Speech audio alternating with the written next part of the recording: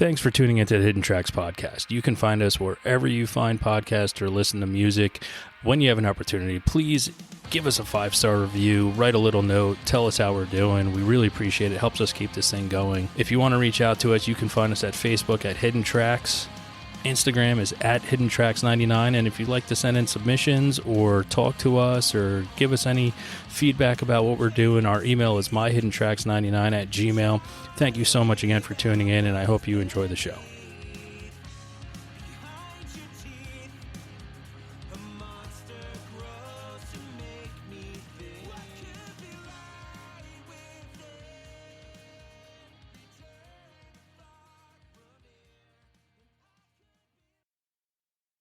What's up, everybody? We're here today with Ben Green of the band FAIRWEATHER. He's also a producer, engineer, has his own studio.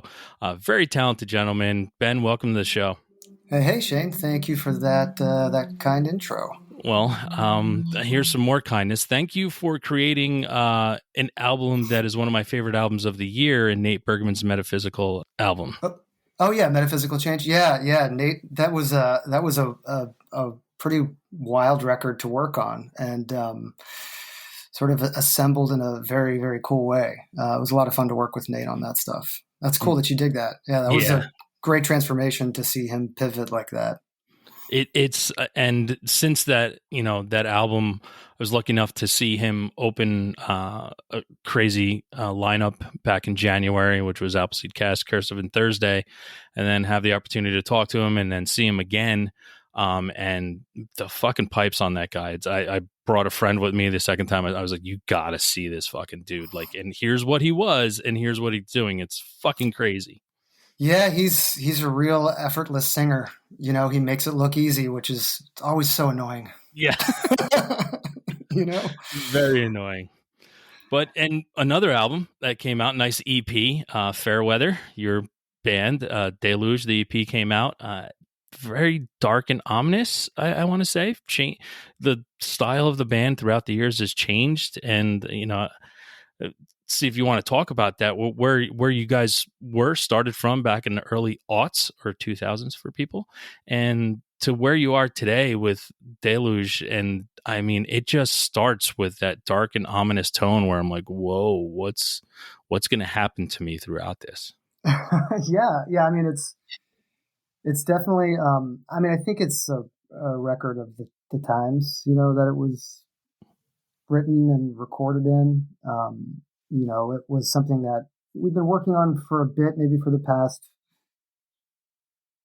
5-ish years, the majority of it over the past 2 years, 3 years. I think we started the recording process at the beginning of fall of 2019, and really just laid drums down, and then began the actual recording process of all the rest of the instruments right at the beginning and middle of 2020 during the pandemic. And it was just a very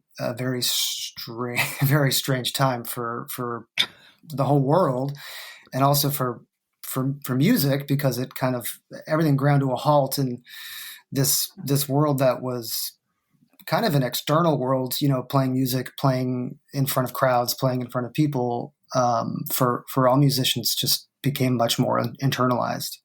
And a lot of the subject matter on the record has to do with that kind of contrast, the internal and external worlds kind of at odds with each other, as people kind of disappeared into their own homes, and the world kind of blurred on outside, during that time, in a confusing and sort of disorienting way for a lot of people. Yeah, I had kind of equated it, especially at the time it was happening. It's like being at a zoo in the winter when you're walking around and you know the animals are there, but you can't really always see them. That's a great metaphor for it. I mean, I think that makes a lot of sense. It was a time that I think, we're still in the kind of the comet trail of it, and it'll, however long it will last. We can't really say, but that first year was pretty scary for a lot of people. And being in DC, we're also sort of in the epicenter of a lot of the political stuff that was going on. So it's very complicated set of feelings that I think went into this record. But it's definitely very dark. You brought up just like the comparisons with other stuff we've done in the past. I think like the music that we've done over the years has kept people guessing a little bit. To some fans' delight, to others' chagrin. I think like some people are excited by it. Some people have been like, well, I only like this one record, or I only like this one record. But we're all about kind of challenging ourselves to do things in different ways every time we make a record. Well, I think that's extremely important because, there's certain bands out there, remain nameless, that they find a formula and they stick to it. And for me, a lot of them stick to it way too long. And it's those who challenge themselves and continuously try to come up with something new. It's the same thing if somebody says, I'm a huge fan of Radiohead. Well, they don't have two albums that are exactly the fucking same. So if a band's allowed to change and if you're a true fan, you got to allow it to change. And if you only like the first album, the best thing about music is it's still there for you to go listen to. Sure is. It sure is. And I think like one of the big changes for this record is that we added a member. We have been a 5-piece for a very long time with our friend Ben Murphy, who he was our bass player for a long time, and he's really a guitar player. He's a great guitar player, and really the excuse for him to be a bass player was that we're just friends and we like to play music together. And so he kindly and creatively was our bass player for years. And we had this conversation several years ago that we would, as kind of an excuse for a larger group of friends of ours to just be together and be creative, would be to move him to a guitar position and have our friend Nick, who we've played with in different iterations over the years, play bass. And then it really changed a lot about the way we were able to arrange songs. And in fact, that's been a bit of a struggle with arranging old songs to be played live for some of the eras of our music, which are super straightforward. Some of the records we've done are basically just two guitars and nothing else in terms of the guitar duties. Like our first record's like two guitars. Our self-titled record's just like super raw, two guitars. And then we have a record, Lusitania, that really actually caters very well to having three guitars play live, because we really dressed that record up. And of course, all the new stuff is so deep and really fleshed out and lush that it was all created with three guitars. So it really changed the way that we were able to write, to have that. And it allowed me on the record, I did some keys, played keys for the first time on a record, some organ, Rhodes, and some synthesizer stuff. And it's just really it's given us a bit of a pass to try some things that we haven't been able to do, like legitimately in the past, other than faking it on the record. Yeah.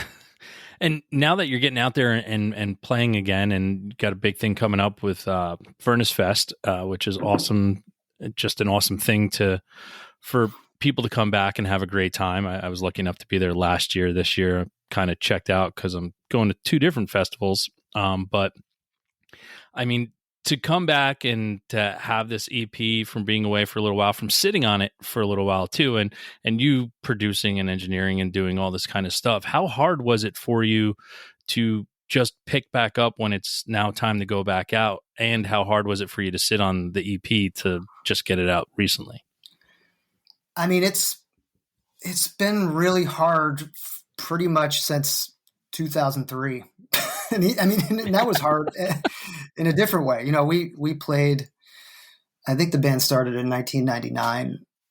I think that's when we started playing, when Jay and I at least started playing together with, we've gone through a few different lineups. And in our early days, we had different people playing with us during the release of our very first record, and had different people on tour with us, which was its own challenge, I remember a tour we did with Thursday. It was one of the first, like, I don't think it was a full U.S. tour. It may have just been like 3 weeks or so of the East Coast and Midwest and South. The first show of that tour, the lineup we had never played together in entirety. It had just been kind of piecemeal practiced, and it was like a total nightmare, And so we'd have these tours that we'd get on, and we'd have different people playing with us just because there are all these different reasons for it. It was kind of complicated, but it was hard to get into a flow until our second release, which was an EP. And then we really would get into a groove. And the lineup that we played with for years until we stopped playing in like 2003, 2004, we were really a machine, and it was just, sometimes it would be effortless. We would tour so much that, we'd only have like a couple weeks off in between tours, and you just don't really lose it. And then when we got older, things get a little different. Your body's not as spry, and your muscle memory is not quite as exercised. And so, we did a reunion in like 2012 or 2011, something like that, and then did a record. 2011, yeah. Yeah, and all those shows from then on out, because we weren't touring regularly, were just, everything's hard to remember, especially the oldest songs we have. Those are songs that I was writing, Jay and I were writing when we were like, when I was like 18 years old, and, things have changed.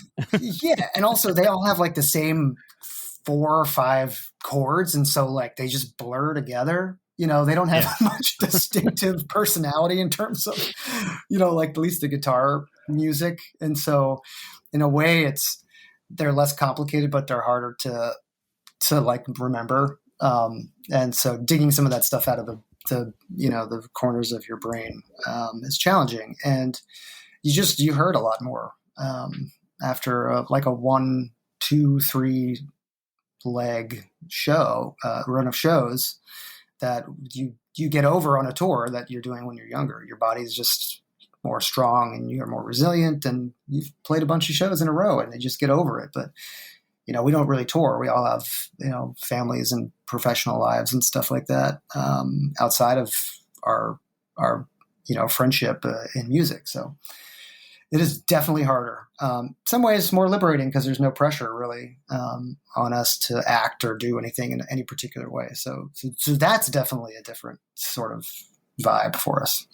Yeah, and I feel bad for a lot of bands, especially when you get fans out there. Hey, when you come to this town, and the fact that people a lot of times don't realize, yes, you can go to the store and buy this person's music, but this person most likely has a family, has a full-time job, because music can't sustain people. And especially in the world we live in today, if people aren't buying your merch or paying for the tickets to go to the show, it's really hard for bands to capitalize and to make some money at this. And that's the hardest part for me to watch is to watch bands out there working really hard, and it doesn't work for them. And just like anything else, most of the times, if you work really, really hard at your job, you get noticed, right? But not in the music industry. Sometimes it doesn't matter how hard you work. Yeah. And I think, boy, those economic questions are so complicated, and they are constantly in flux. And, I think that one of the things that to keep in perspective with it is, those economic questions may never be properly answered for a person through their career. There may be a period of time where those sustainability questions are lined up with your artistic expectations. Then times when they're not, then times when they are again. It's sort of like a constantly fluctuating target. And especially with the way people are, consumers of music, it's constantly changing, and it's a new concept. If you think about music in the scheme of the tradition of music, the ancient tradition of music, music as a consumptive object or a thing you buy or can own, that's like kind of a new idea.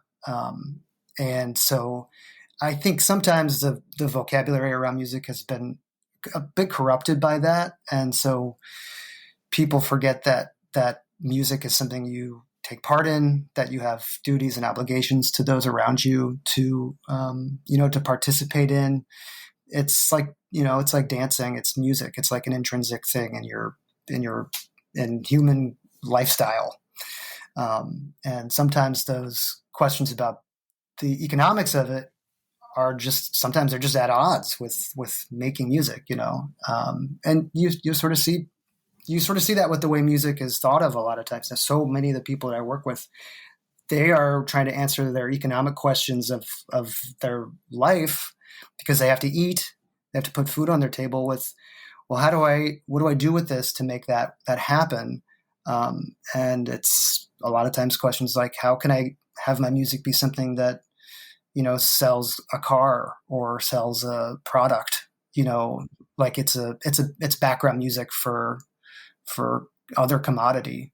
And so it's a bit of a complicated world. I don't think I have a full grasp on it, and I don't think I ever did.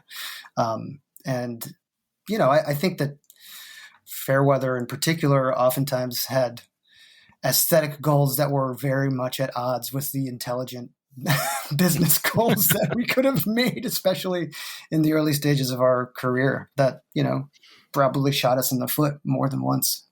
Yeah, well, again, I mean, you bring it back to how you said those songs you were 18 years old, and that's also, I mean, again, to play the long game, it's rare to see a musician start his career at 35 and make it big, Yeah.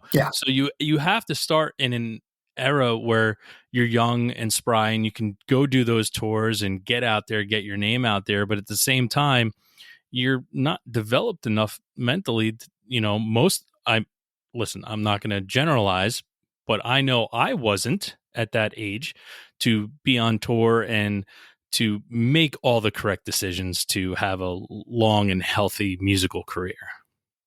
Yeah. And I think that, it's important to have like an infrastructure to be able to walk into that does right by the people who are making the art. And it's not always there. And sometimes the easy thing is to think that you can walk into an infrastructure that may be actually corrosive to your ability to make what you want to make, and simply make you into like a widget seller. And that's, that's bad for art, typically. And so I don't know. I guess I have some kind of a bit of an anathema towards some of the business side of music, because of some of the things I've seen it do to people, to organic cultures and scenes and things like that. It can be somewhat destructive sometimes, Yeah, and I mean, in today's world, you doing what you do in the studio, do you find or see new artists coming up that are trying to conform their music to the algorithm that is our life now when it comes to music, to say, hey, I kind of need this song to be 2 minutes and 41 seconds so I can fall? Are you seeing any of that in your everyday life now? Yeah. I mean, I don't know to what degree it's successful. I mean, sometimes things work out for people and they've just attempted to do it. I don't know. I don't know that I've worked with anyone that has specifically crafted a song to do that. Okay. But definitely the way they go about the business of being a band, or go about the business of being a musician, and the stress, right? Like the stress of trying to do things in a way that make that algorithm work properly for them. And it's funny to think about that. I certainly understand that stress, because as a band, we were playing music before the internet was really doing anything. I mean, there were websites and stuff, but there were, people bought records and CDs and they came and saw your bands play. Yeah. but the momentum stress, the stress to maintain visibility, there's always stuff like this associated with trying to be in front of people to hear the work you're making. Like that's usually the goal. And this mechanism, this delivery mechanism of the streaming platforms and all the different ways that media is put in front of folks, it causes a lot of stress. That it's funny, like when I look back on some of those visibility stresses of 20 years ago, maybe it's funny. I mean, it seems funny to me. It's, it's like feels passe or something. And that almost, I mean, it seems inevitable with the kind of stressors that people are feeling currently, because will Spotify be around in 20 years?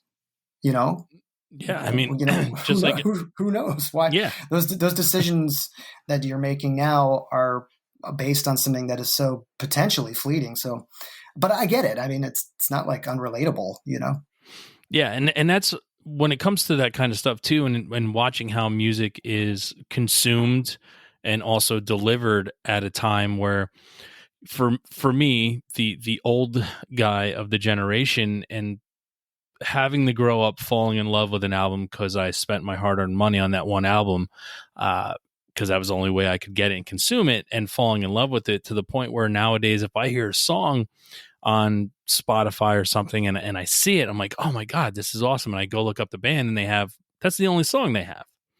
And it's like, so what's going on? What are people truly doing here? And then you'll see other bands. Here's our 4 singles that were put out 1 month after, every month we have one song. And it's so hard for me to be like, especially with consumption. And I know everyone's life is, because of all the technology we have, everyone has ADD.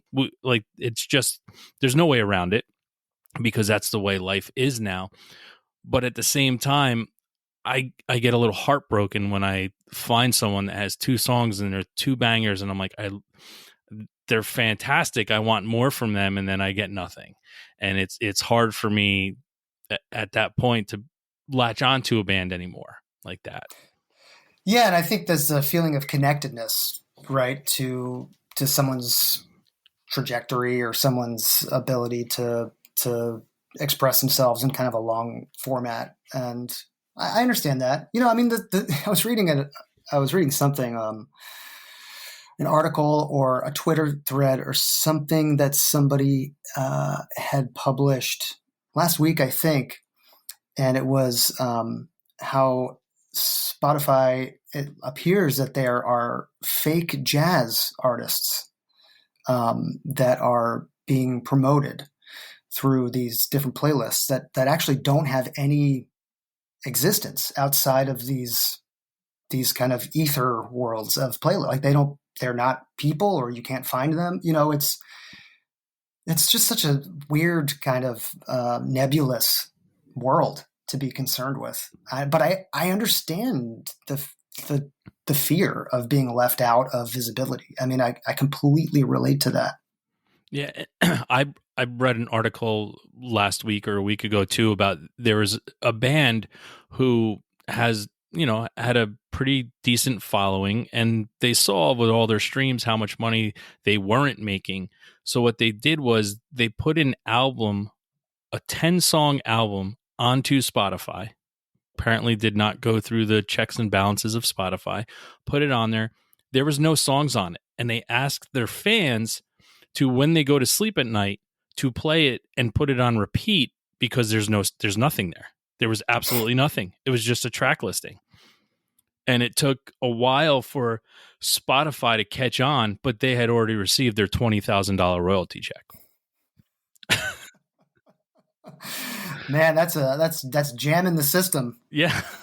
And I read that they had, when they were interviewed about it, they said it's the most money in the 5 years that our 6 albums have been on there that people are streaming that we've made.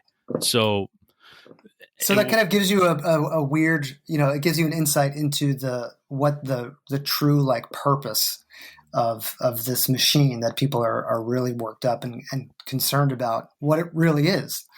It doesn't have anything to do with music. No, it's crazy. Now, let's get into your life with music. I mean, you've now you've made it your life's career with music. When did it start for you? When did music become something in your life? For me, I always go back. I was 6 years old or 7 years old in the back of my parents' 78 brown Oldsmobile, and the Beach Boys came on the radio, and my life changed forever. That's great. I mean, I know, like my mom was a big classical music fan, and so driving all over over the place when I was growing up, there was always music on in her car, classical music, and it was something that I felt was like a little bit distant in a particular way, but my life was definitely filled with it. You know, and really the first music that struck me, that really captivated me, probably when I was in fifth grade or so, fourth grade, fifth grade. Um, I had older sisters, and when I was much younger, they listened to like Guns N' Roses and Skid Row and stuff like that. And I always remember kind of, clinging on to that sort of thing. But the stuff that I felt first personally really excited by was metal, was heavy metal music. And this was like very early 90s, late 80s, early 90s. And so it was music like, like Metallica and Megadeth and Slayer and Sepultura. This was kind of like the golden era, Mm-hmm. For these really like thrash metal. And I felt so kind of gripped by the mood of it. It was very intense. I was a moody kid, and this was it's definitely theatrical. But it was very, it was serious. When you heard it, it was serious. There was no messing around, despite the theatrics and the kind of the comedy of the imagery. And it really affected me. I really felt like it was something that was like mine personally. It wasn't like not every kid was into it. It wasn't like everyone was listening to Seasons in the Abyss and in that era, but the people that you would find that were connecting, that were into that, you'd connect with. Yeah. And so it was like this first sort of like feeling of something big special and a little bit off the beaten path. And I know it's funny because these were huge bands, but they were not mainstream. No, not by any means. I mean, you mentioned Sepultura. I remember when a kid handed me a Rise, and I was just like, you looked at that record cover and you're like, what am I looking at? And then I listened. Yeah. And then I listened to it and I'm like, wow. And I mean, listen, I have to go back. You said Skid Row, and one of my favorite metal albums is Skid Row Slave to the Grind. So that's a metal album. Yes, it is. Yeah. I mean, that record rules. It's fantastic. I mean, I don't know, like that stuff just really, really, really gripped me. And it was really through some friends that I think grew out of that stuff earlier than I did. And got more into like the grunge stuff that was going on, Nirvana, the Sub Pop stuff, out of Seattle. And when I remember, I think the band that I heard first that was like not really heavy metal music that I really was kind of blown away by was Quicksand. Yeah. And I think it was like a Jon Stewart show performance. Is it? So the Jon Stewart show is when they broke up like the next day. I think it was the Manic Compression tour or whatever the promotional leg. Okay, yeah, and that Jon Stewart show, they broke up like it was either the next day or a week later. I did not know that. I had no idea. Well, I remember hearing. I think it was "Thorn in My Side" was the song, or maybe they played two songs, "Landmine Spring." I can't remember which two it was, but I was like, "Whoa, this is also serious, right? Like this is not, you could take it very seriously, but it was also melodic and heavy at the same time, and it was just something I wasn't getting out of like heavy metal." And so that kind of pulled me more into like the post-punk kind of world. I didn't know what that was. I mean, you got to understand, I didn't know what punk music was at all. I mean, I had no idea. This was just a band that I saw that I thought was cool. And, and it was sort of like allowed me to be into music that was a little bit more thoughtful and melodic in a way. At least I let myself off the hook. And then I remember there was a great radio station here called WHFS, and they had this Sunday night, like independent music show called Now Hear This. And I remember hearing Sunny Day Real Estate's In Circles, or maybe it was Seven, played on that radio show. And that absolutely changed my life, hearing that song. Godfathers of emo. And I mean, you brought up Sub Pop, and I think, Nirvana, and then 3 years later, that's where Sunny Day is. Like, yes, that gap is very small that people don't realize. It happened quickly. And sometimes I think back about that time in my life, and it seems like it was like so expansively long, but it really wasn't. No. I mean, it was like that, right? But I remember, hearing that, and I was like, what is this? Like, it really struck a chord in me. And I was completely captivated, and it was like a switch got flipped, and I could not get enough of kind of like that, like, I didn't know. Honestly, you gotta understand, I didn't know what punk was. I didn't know what emo was. I didn't know any of these terms, none of it.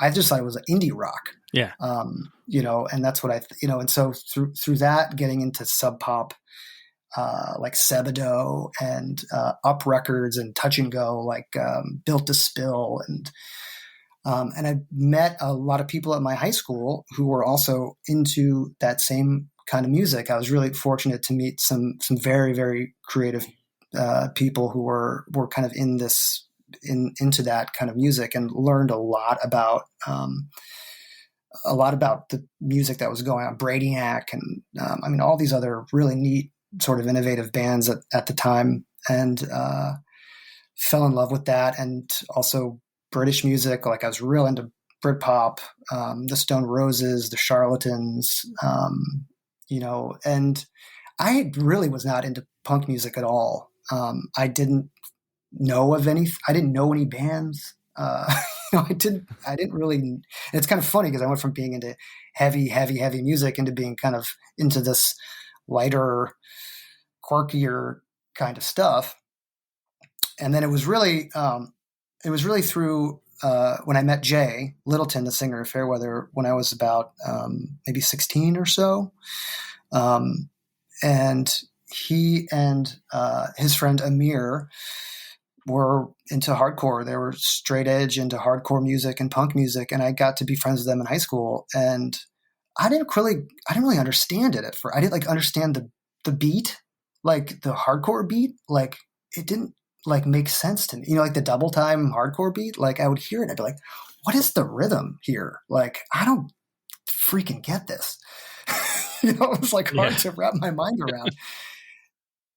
And they started taking me to shows, and that was incredible, because this was just like a community. I mean, straight up, and it was like ground level. I mean, grassroots.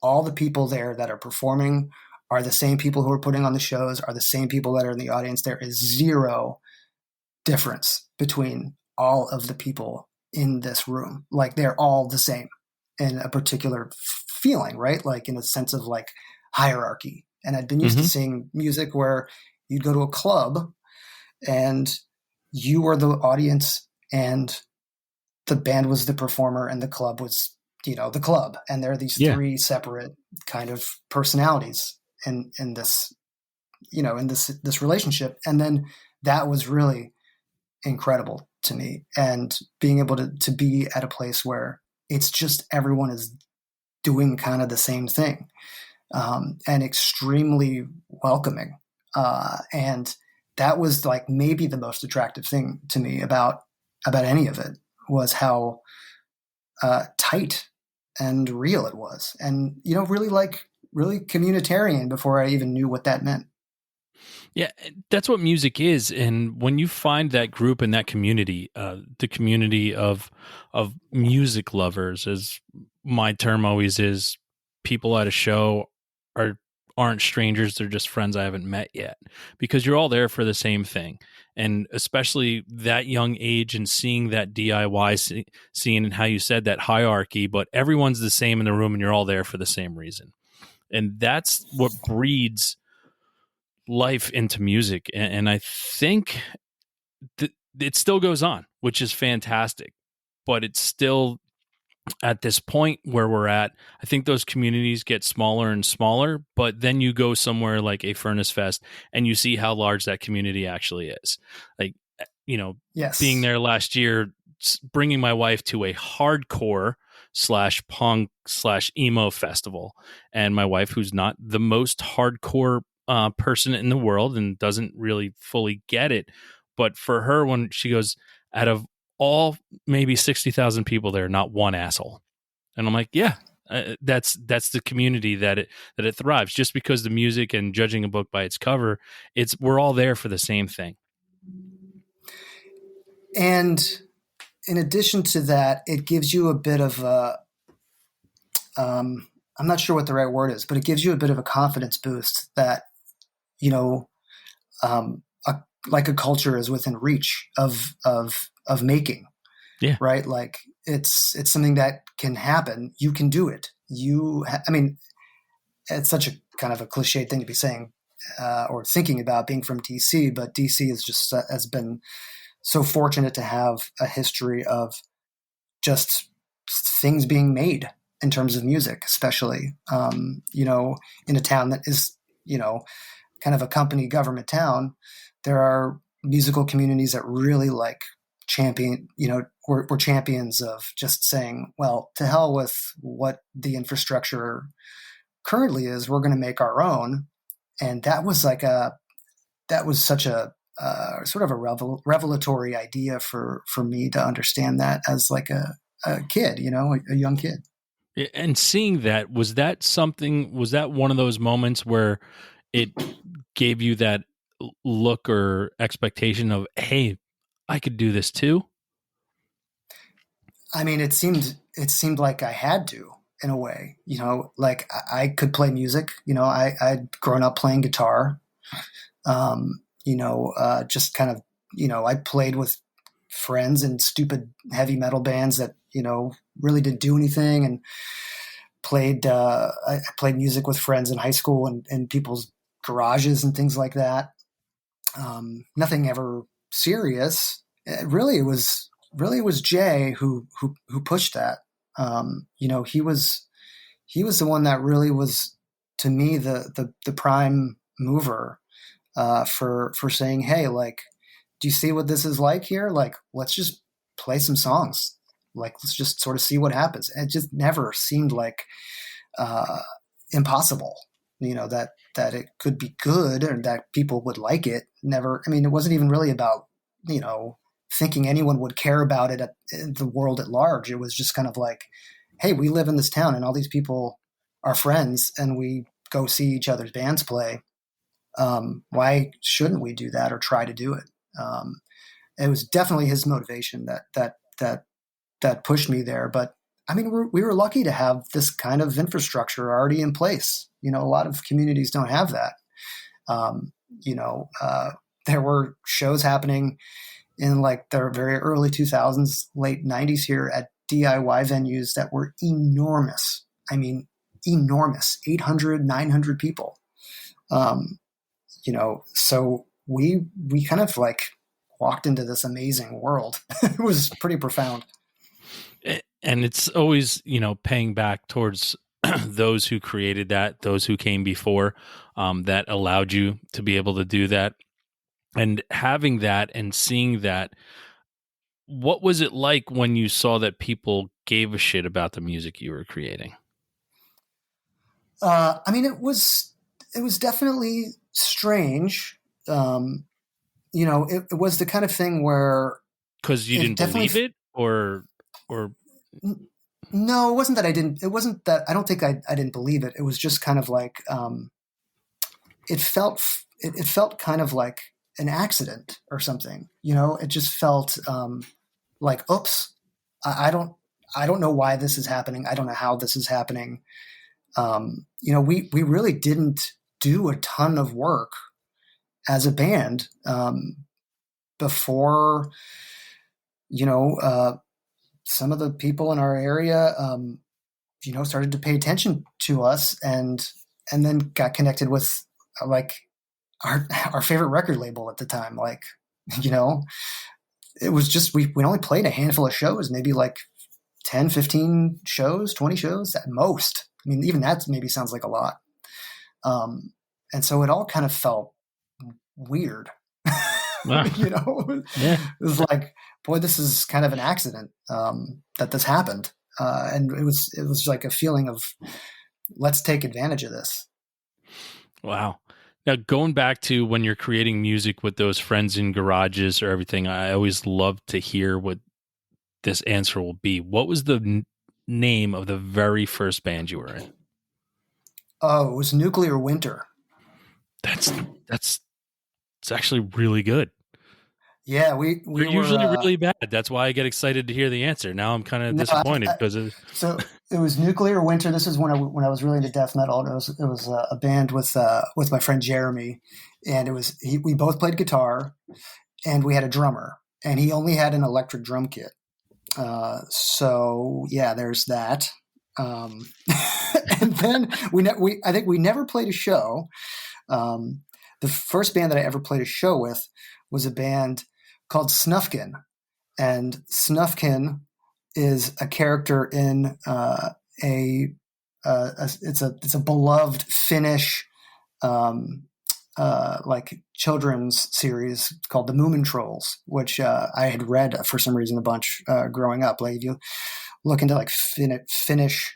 I mean, it was translated in English, but it's like this kind of phenomenon. In fact, I think they just had a Moomin like exhibit at the Children's Museum in DC last year that I unfortunately missed, but it was one of the characters in this like Finnish children's series.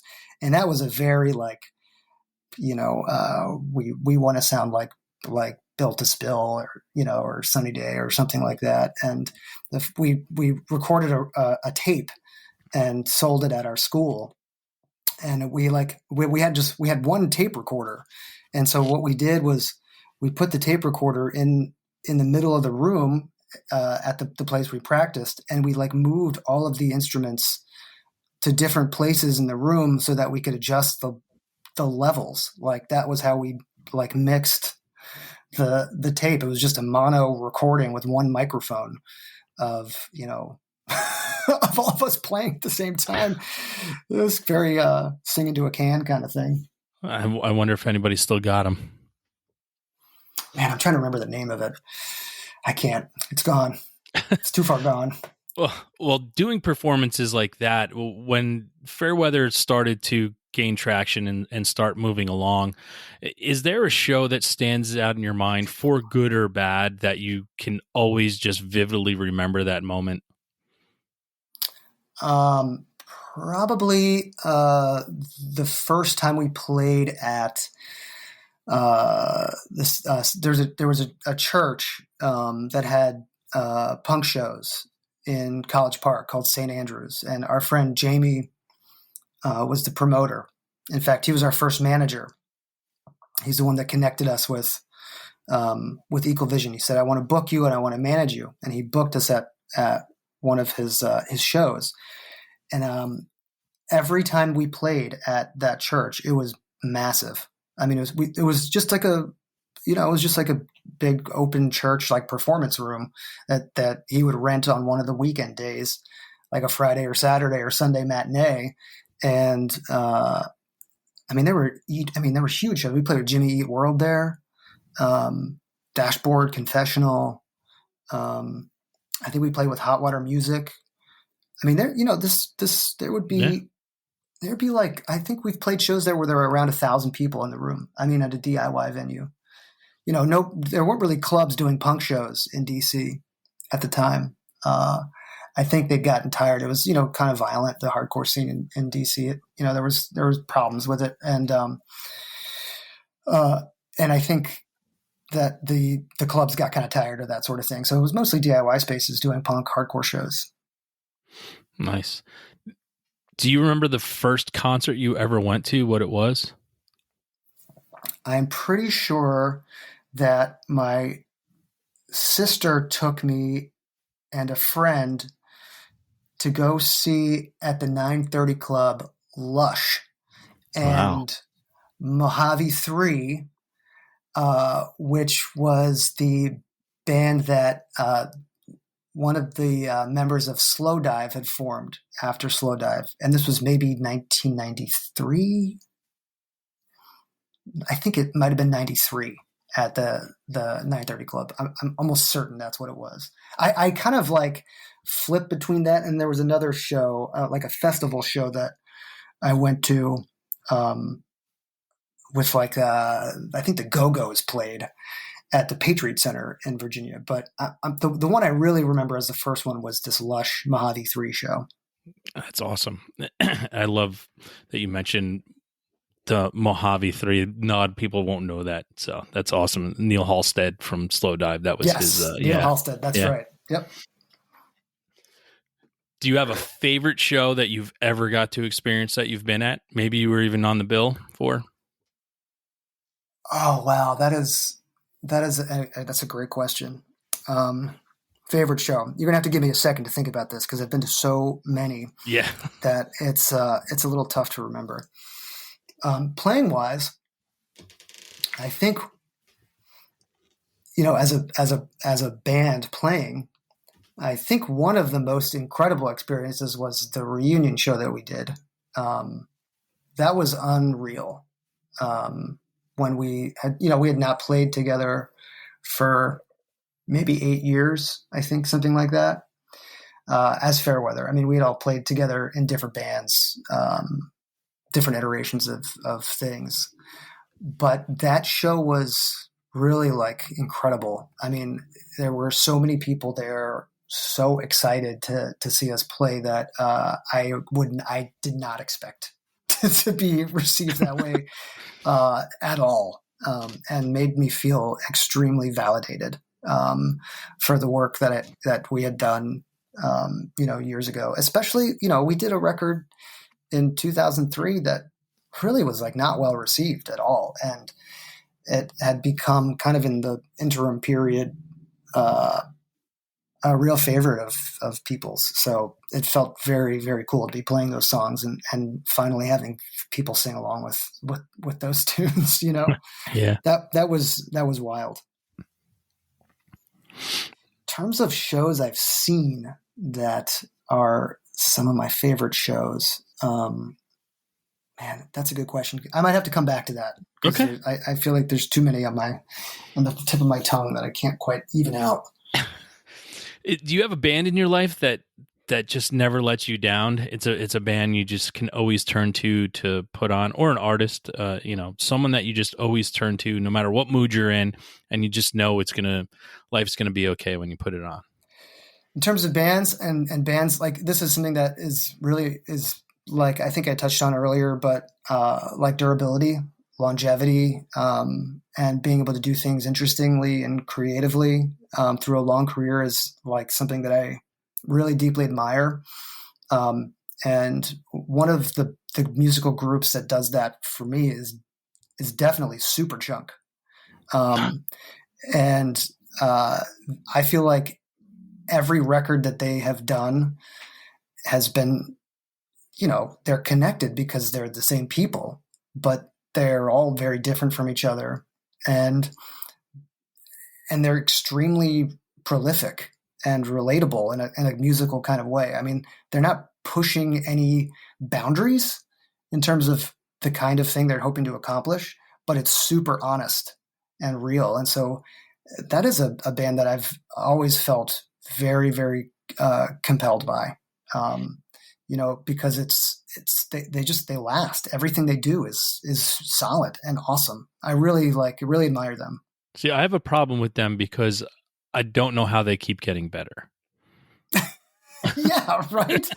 And when I go see them, I'm like, they every time I see them, they blow me away. And I've brought people who weren't the biggest Superchunk fans, and have walked out and been like, "I think I'm the biggest Superchunk fan in the world now." And I'm like, they just get better. I'm like, I don't understand it. Is it because I'm growing up with it and my tastes are changing with their?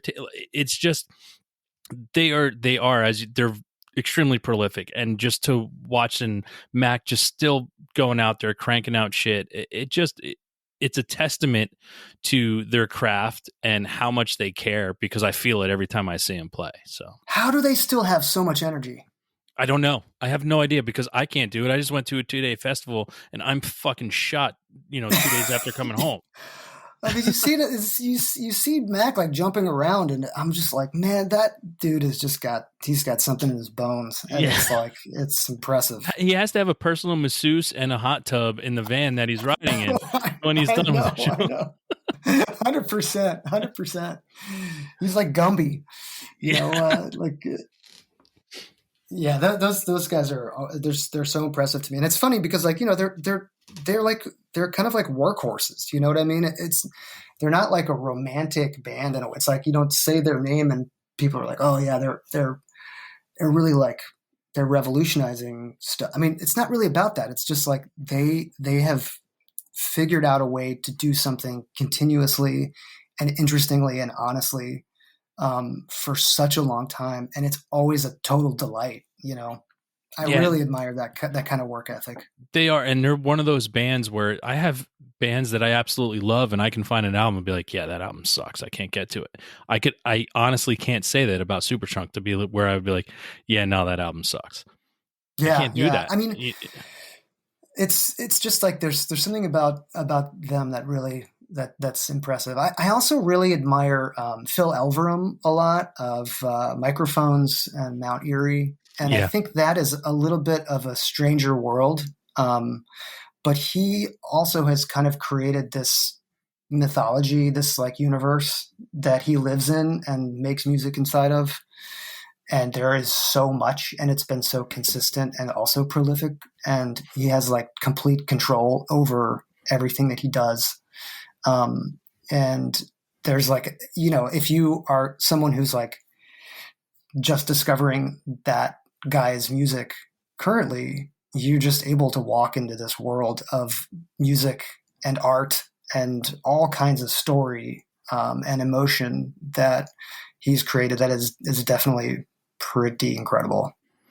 Yeah, and I mean, so on a recent episode, I had Mount Eerie was one of the things that I was listening to, and I had told people, if you're not okay in life, do not listen to the album, because it's the album that he wrote for his dear wife who had passed. Yes, and that's the kind of, I mean, when you look at someone and how they can take something so personal and make you feel on every lyric and every note of a song what's going on. I mean, that is a masterclass in songwriting. There's also something about that series of records that sort of steps outside of some of the like conceit of like record making. It's almost like not art in a way.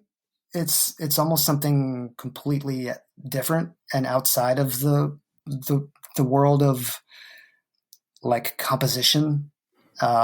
Even though they're in these sort of song formats, I don't know what it is exactly, but it's just so intensely straightforward in a way that it's sort of hard to pin down what he's doing with it. I mean, I think it's just straight up,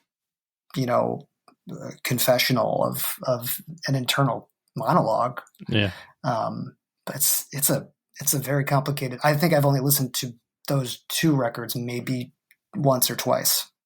They're hard to get through because they are so personal and I also felt that like I was him at that moment, and I couldn't hold it together. and I was Yeah. just it was yeah. So I've already I touched had a on very it. similar, yeah, I had a very similar reaction to. My wife and I actually saw him at St. Stephen's Church in DC. Saw him perform on that tour, and it was it was a I've never seen a performance like it. I think he had to instruct people that they could clap. Yeah, You know what I mean? yeah, Like yeah. he was like, "It's all right, you know, you can clap." Is there a certain type of music that someone would be really surprised that you get a lot of enjoyment out of? Yeah, I think so. I listen to a lot of avant-garde choral music, um, like especially uh, like modern Baltic choral music. There's something, and then there's also an artist who was really mid-century. He's East German composer named Alfred Schnittke, who has created a lot of very interesting choral pieces. One is a requiem, like based on the prayer for the dead, based off of Mozart's format. Mhm. But he was a Soviet-born composer, and so the religious music in the Soviet Union was not permitted, or sanctioned by the state, I guess. And so he kind of did it under the guise of being a music for a play by Schiller, and it's just called the Requiem, and it's like completely horrifying. I mean, it's like the scariest, most incredible composition you could ever imagine listening to. And I feel like there was a time I was listening to it while I was I was cooking dinner. And my wife came in from work. I was like, "What the hell? What the hell is going on in here?" It's like it's wild. I mean, I think some of that stuff to me, um, choral music in particular, strips away some of the artifice of like the market and business, and it's just people. It's like the tradition of people singing together, which is like about as raw and straightforward as you could kind of ever boil things down to, just voices. And I feel really kind of connected to the idea of musical tradition. Oh, I'm sorry, my cat is begging me to get in here. Hold on one second. Come on. As I said, we're pet friendly. So hold on, I gotta close this door back up now. Hold on one second.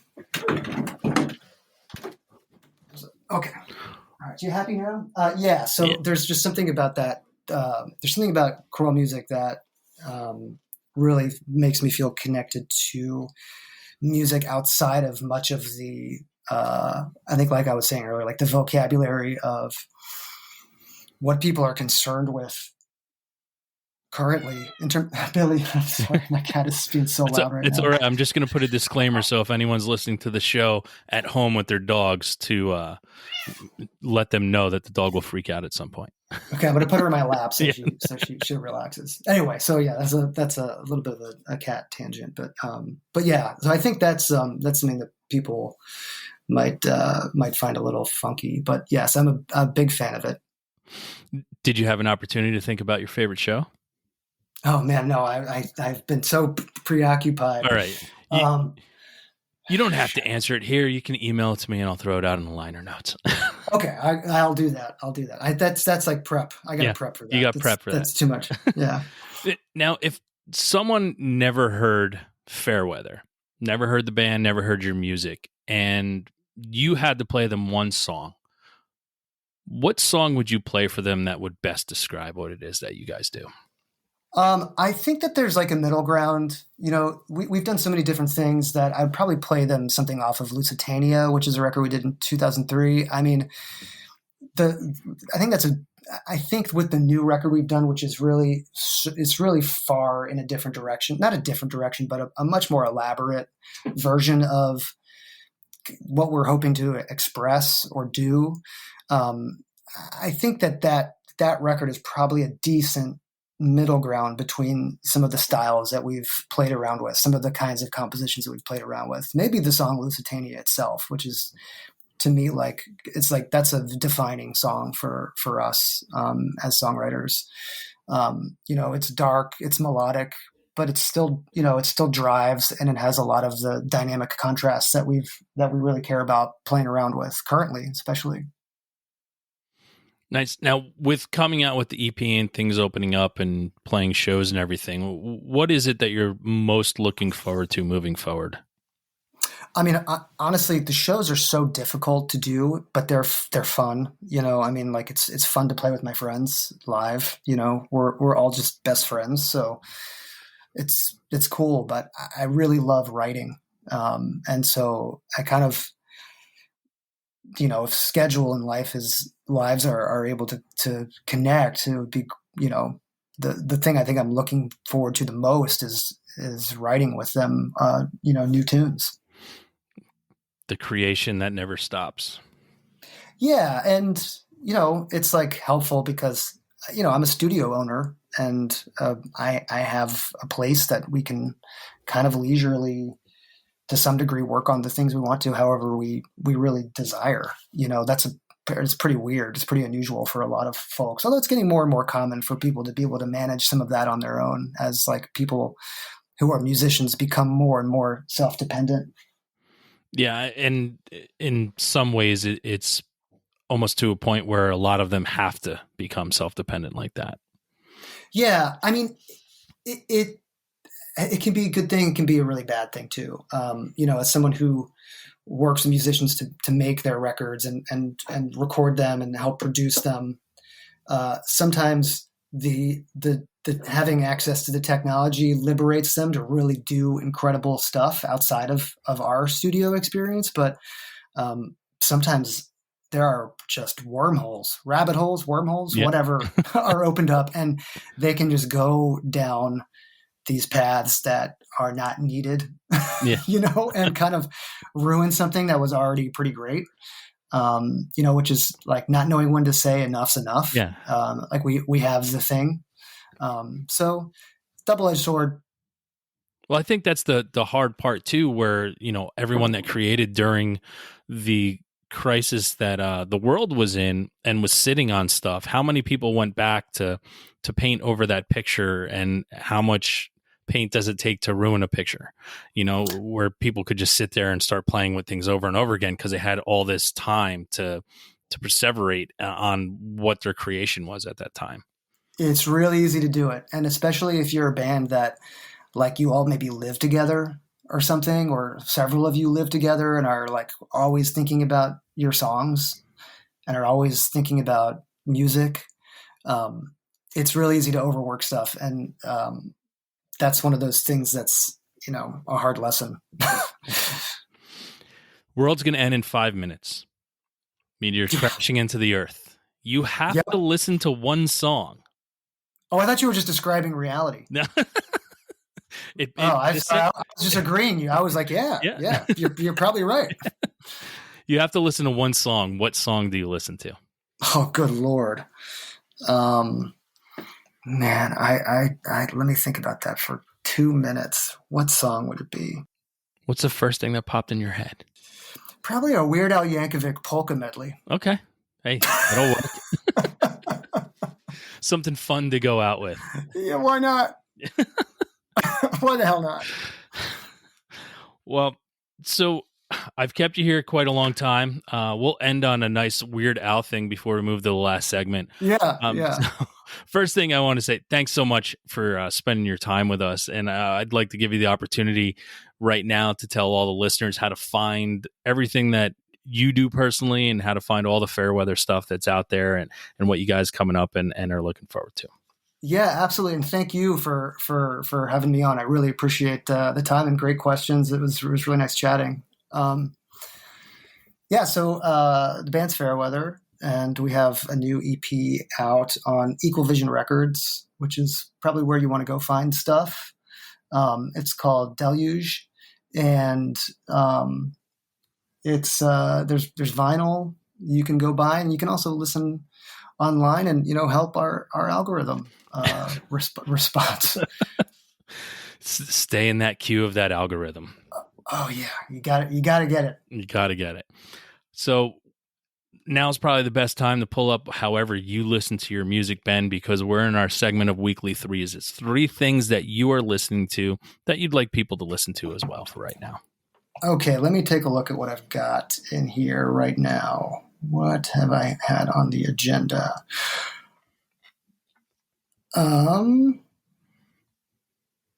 Okay.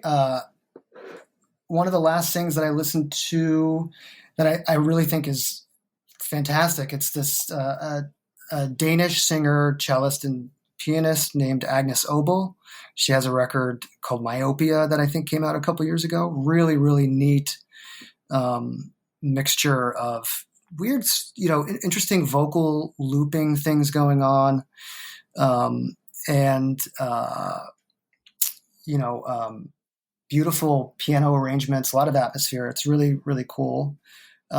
There's a composer, also I think based in Copenhagen. Her name is Callie Malone, and she does almost all organ compositions, and it's very much like deep listening, kind of long, like Pauline Oliveros style music, and I think it's all in just intonation, which means that the overtones of all of the chords that are being played are perfect mathematical integers of each other. And so the way that the chords resonate and create difference tones and beat frequencies is much more aggressive than than a typical 12-tone intonation, if that means anything to any music dorks out there.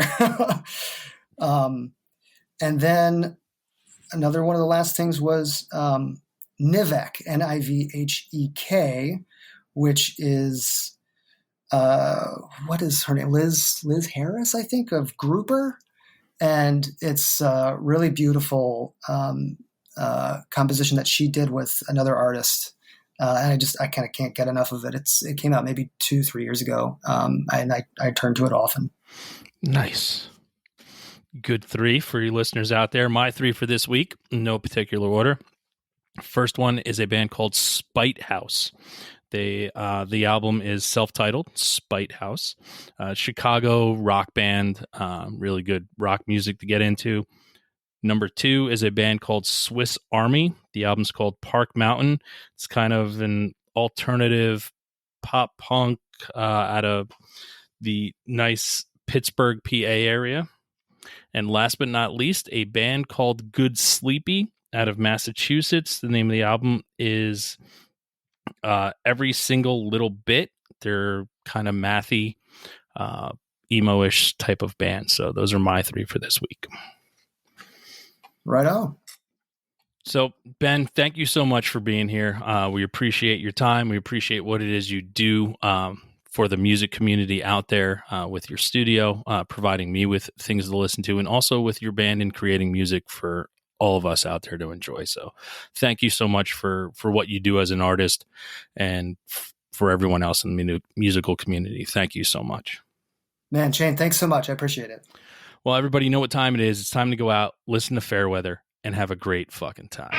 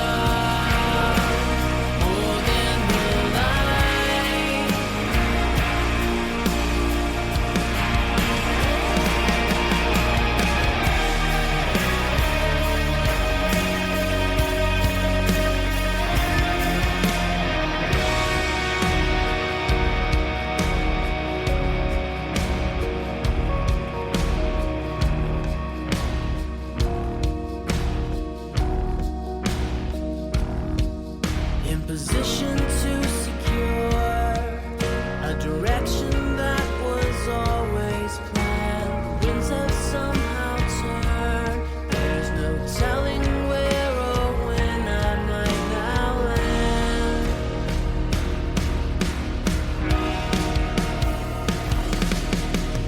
All these worlds will burn in time.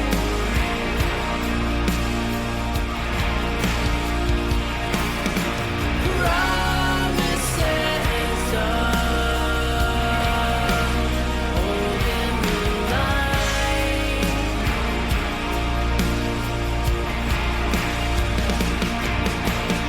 Words of mine,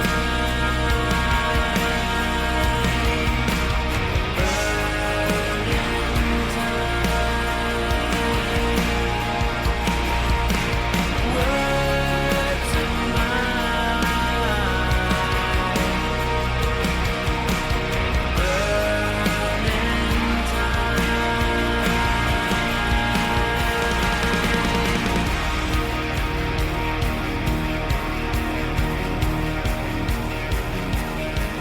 Words of pledges best ignored. Foundations built of unpacked sand. Guess just passing through. For the moment linger till they disband. All these words will burn in time.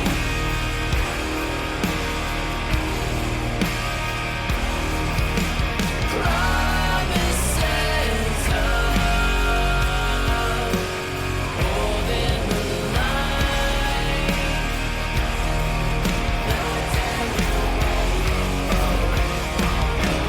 All these faces can come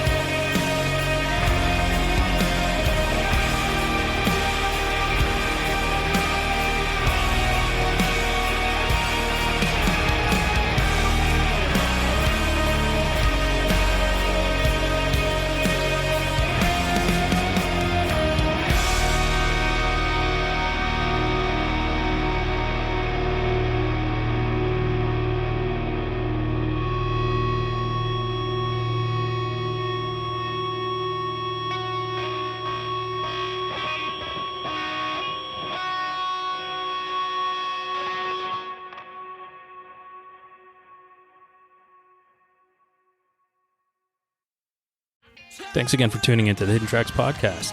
We hope you enjoyed this week's show. Don't forget to follow us on Instagram at HiddenTracks99. Also, send all your submissions myhiddentracks99@gmail.com. Tune in next week. You may find your new favorite band, and don't forget to go out and have a great fucking time.